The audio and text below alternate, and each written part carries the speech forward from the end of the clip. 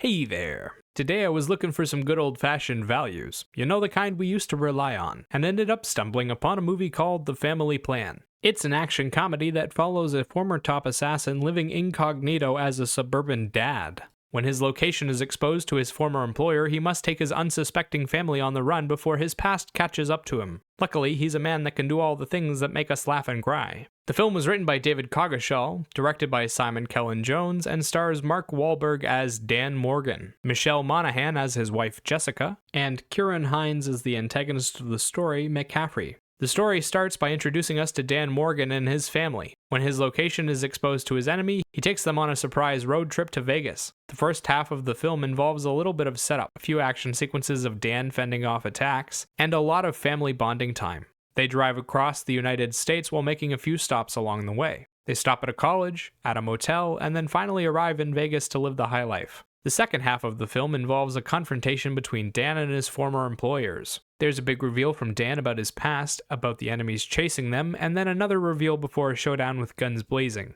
The film spends most of its time with the Morgan family, splitting itself pretty evenly between each of its members except Max the baby. Most of the supporting cast that they meet are either normal people or assassins trying to kill them. The Morgan family consists of Dan the former assassin, Jessica the boring wife who craves something more, Kyle the shy kid with a gaming talent, and Nina the young woman who lost herself in a relationship. There's also Max the baby. On the antagonist side of things, you have McCaffrey, a mysterious man from Dan's past who wants him dead for trying to leave. He remains a mystery for most of the film. Visually, the film involves a lot of time spent in the car interacting and having conversations, a few stops along the way at locations related to the characters' storylines, and a few action sequences strewn throughout. There are a lot of locations starting with a more suburban, boring appearance and becoming more grand as the film progresses. The characters' costumes follow this approach too. For action sequences, you have a car chase, a few hand-to-hand fights, and a big shootout at the end. Sound-wise, the film features both original songs and scored instrumental tracks that closely follow the scenery.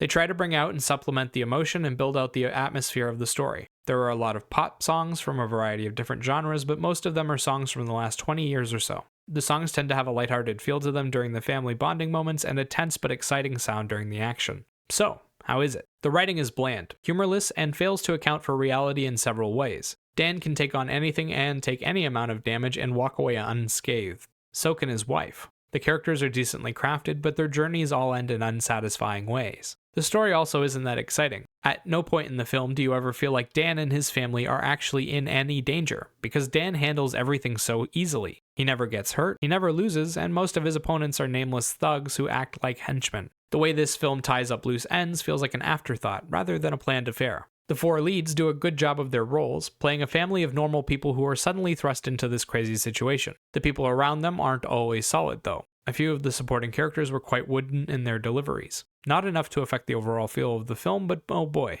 As for standout performances, the only two that received enough screen time to make it possible were Mark Wahlberg and Michelle Monaghan. Both of them do an okay job of the emotional journey, but they were never really given the chance to express big emotions. Everything was subtle emotional work with very cool demeanors. Visually, the film does well with its locations, and somehow even manages to make the time in the car look alright. It's not always glaringly obvious that they're sitting in the studio lot with green screen backgrounds. The locations, the costumes, and the general camera work are all decent and work well for the film. The action, though, is often choppy, boring, standard action hero style work. There are a couple of cool throwing weapon kills, but aside from that it's bog standard gun shooting and fist fights. Sound-wise, the film makes effective use of its tracks. They add a ton of flavor to the film and pull out all kinds of emotions that you wouldn't get to experience otherwise. They also add a certain movie quality to each of the scenes, which makes them much more interesting. The soundtrack does extremely well during the action sequences with the scored instrumentals. They used a full orchestra to back it, and it gives it an epic vibe that normal music just wouldn't have. Overall, The Family Plan is a movie. The story is boring and cliche, the acting is okay, the visual journey is also okay, and the soundtrack is better than it has any right to be. I guess if you really like Mark Wahlberg or family road trip movies, then give this a try. As for a rating, I'd give this film a 4 out of 10. Remember, these are just my thoughts on the film. Let me know what you think in the comments below. Bye-bye.